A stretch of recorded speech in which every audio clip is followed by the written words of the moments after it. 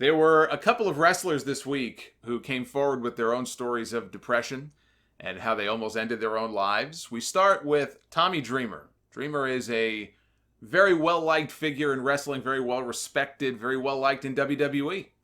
He probably would still be working for them if he wanted to be there, probably in some front office position. He was the heart and soul of the original ECW. Now he runs his own hardcore, House of Hardcore promotion. The man is everywhere. 48 years old. The man is everywhere. 1 minute he's making a cameo for WWE. The same week he might be on Impact.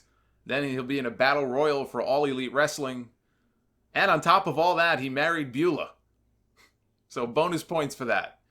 But he made a pretty shocking admission during his House of Hardcore podcast. He did an entire episode. He dedicated an entire show to the subject of depression this week.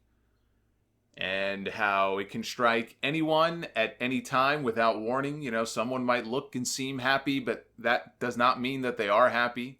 And it doesn't matter, you know, how much money you make or what your status is. A lot of celebrities, a lot of very successful people have problems too. They just do a very good job of hiding it. And so Dreamer shared his own tales of depression, and he did this in part because we've, you know, heard stories in recent weeks of wrestlers or past wrestlers, in the case of an Ashley Massaro, and he mentioned this when he went on Busted Open to kind of elaborate, because this story took on a life of its own, and he wanted to really talk about why he did this in the first place. You know, Ashley Massaro, he mentioned Lionheart, and I don't think it's official in either case that it was a suicide, although a lot of people, pretty much figure it was. But he came right out on Busted Open and said, look, we've lost Ashley Massaro, we lost Lionheart, and you know, I was supposed to do a show with Ashley, and these are people that took their own lives. And so he felt compelled to do a show that was dedicated to depression.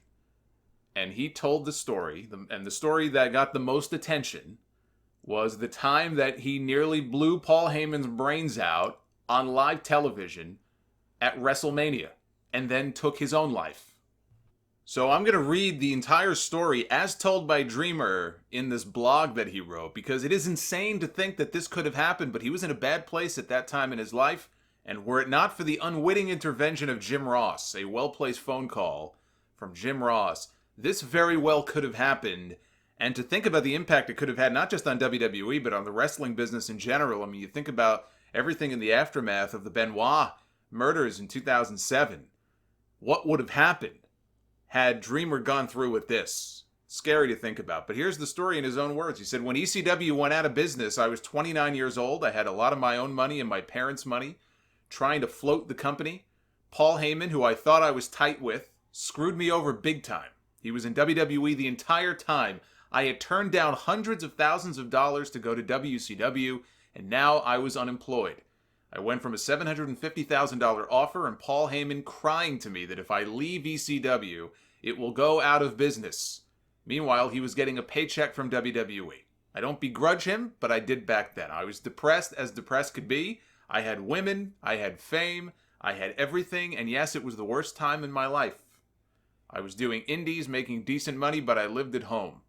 This is crazy for me to admit, but I am going to do this for a reason, just like I admitted to other things previously.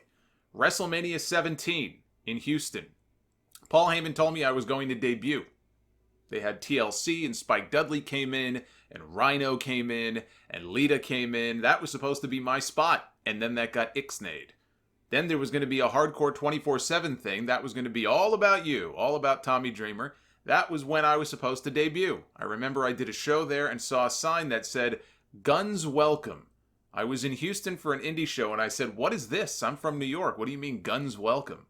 And they said, oh, you're allowed to bring a firearm into the venue. I was across the street from the Astrodome when I tell you that it resonated in my head so much that I'll tell you what I wanted to do. It's sick that I even thought this. At WrestleMania, I was going to hop the railing and whack Paul E. in the back of the head right at the announce table. And then I was going to whack myself. The ultimate martyr. I was going to hit my pose and then crack, boom, pull the trigger. Because I was that insane. I don't know if I would have gone through with it, but that's what I was thinking about every single day. I was like, I will go down in history. First, they'd think it was an angle until I shot him. I was so severely depressed and so mental with rage I needed help. That help came from a phone call from Jim Ross. Randomly, I get a phone call from a number that I didn't know. I didn't pick up, and I remember having these thoughts, and it was bad. Can you think about the horribleness that I would have done for my legacy? I would have ruined WrestleMania, which I love. I love WrestleMania. These thoughts were so crazy in my head. How dare that person? How dare he screw my parents over? And I come from a mobster mentality. In my head, I was like, I will become infamous, which is famous for the wrong reason. I'm glad I didn't do it. But when that phone call came from Jim Ross again, I didn't answer. And he left a message that said, "Hey, Tommy, it's Jim Ross. Just want to let you know we are still thinking about you. We are going to get it done. Just got to hang tight." Think of how stupid I would have been. How dumb and messed up my thoughts would have been if they would have come to fruition. I am so happy I didn't do it. I am so happy that I did get that phone call from someone who was a stranger. I barely knew the guy. There was another day. There have been a lot of other days. Tommy Dreamer was going to hop the barricade at what many consider to be the greatest WrestleMania of all time and shoot Paul Heyman in the back of the head, Sopranos style, and then turn the gun on himself in a live murder-suicide on TV. Dreamer, by the way, has twin girls who were actually on The Sopranos. I don't remember if it was one episode. It might have been multiple episodes. They were twins. Anyway, just a little side note. Obviously, he has since forgiven Heyman, or at least forgave him enough to not want to murder him. But just imagine, again, not just for his own family. You know, he's got a wife and kids now that he didn't have back then. That's an entire family that just never would have been had he gone through with this plan of his. But it makes you wonder how different wrestling would be today had he gone through with those evil thoughts that were floating around in his head. Or even the trauma. If you're a fan, imagine you're watching this on live TV, or your whole family is watching WrestleMania on live TV, or you're in the front row, maybe right behind the announcers. Maybe Dreamer comes up and runs right past you, and you have to witness this. I do wonder if the show must go on mentality would still apply in the eyes of Vince McMahon. You know, like Tommy Dreamer just blew Paul Heyman away, and then himself. Well, here's a video package showing Mr. McMahon swapping spit with Trish Stratus in front of his comatose wife in a wheelchair while I go find a new broadcast partner. It does make you wonder what the immediate reaction would have been. I guess it would have been a crime scene, so they would have had no choice but to stop the show. But thankfully that did not come to pass. But is that not crazy? Is that not insane? Then there's Kaz XL, the former Big Cass in WWE, who filmed a very personal diary about his battle with alcohol and depression that was posted on the DDPY YouTube channel. He admitted that he started suffering from depression not long after debuting on the main roster with Enzo Amore in WWE. He had no one to talk to about it. He didn't seek help for it. He self-medicated with alcohol. And he was in his hotel room one night. He was depressed. He was alone. He was anxious. So he went to the bar. And when he woke up, he said he wished that God would have just taken him in his sleep. He didn't even want to wake up. And he had no idea why he was feeling this way. But he had to go to work. So that was the night on Raw where he got injured in the match with Enzo and he tore his ACL. At that point, he thought just the forces of the universe are against me. My whole life is falling apart. Now I get hurt. He doesn't even know how he's alive today with the amount of alcohol that he was drinking. He turned into a chain smoker. I mean, every vice that you can think of that you shouldn't do, every unhealthy vice he was doing. He was eating like shit. He was drinking himself to death, chain smoking, just not taking care of himself. He has no idea how he's still alive. He admitted that WWE had every right to get rid of him when they fired him. And not long after, he went to go do Tommy Dreamer's House of Hardcore show. So there's a little unintended tie-in with the Dreamer story I just shared.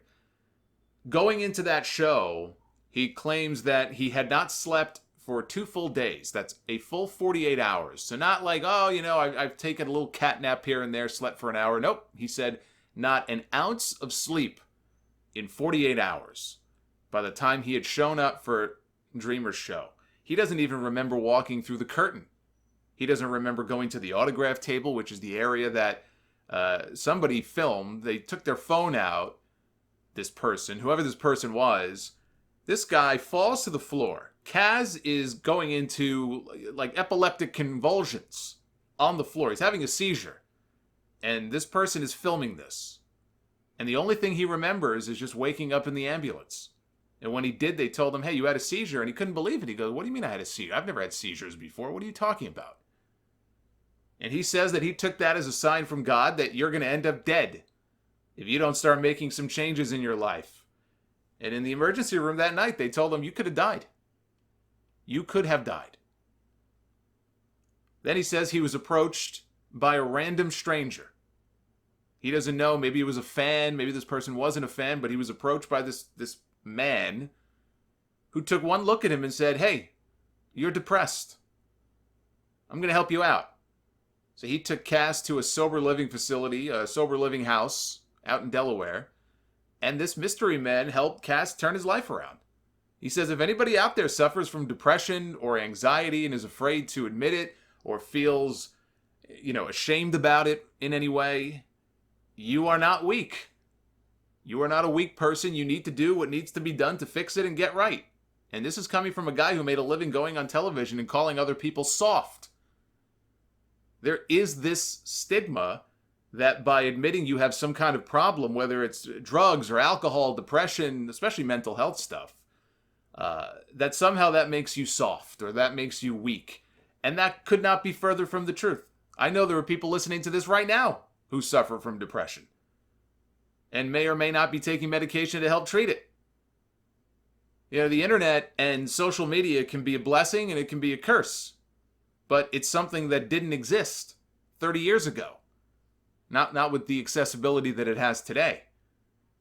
You don't think there were depressed people 30, 40, 50, 100 years ago? I don't know what they did. Probably drank themselves to death. But at least now you've got resources available to you. You've got message board forums. You've got helplines. You've got other people who talk about the same issues. You come to realize just how many other people are going through the exact same thing. Think about it. What's the first thing that you do when you find out that you or somebody you know was just diagnosed with some kind of terrible illness? You go on the internet and you start researching, which is sometimes the worst thing you could do. Believe me, I've been there before. But you go online, you start researching. You try to connect to other people in forums and whatnot who might be going through the exact same thing. Hey, what can I expect? What'd you go through? What was your experience? You start asking questions. The world is a lot smaller thanks to modern technology. Everyone can talk to everyone at any given moment. So I think that's a great message. Don't go off and do something stupid like Dreamer almost did and Kaz almost did. And a lot of wrestlers, frankly, have done. Take the time to get yourself right.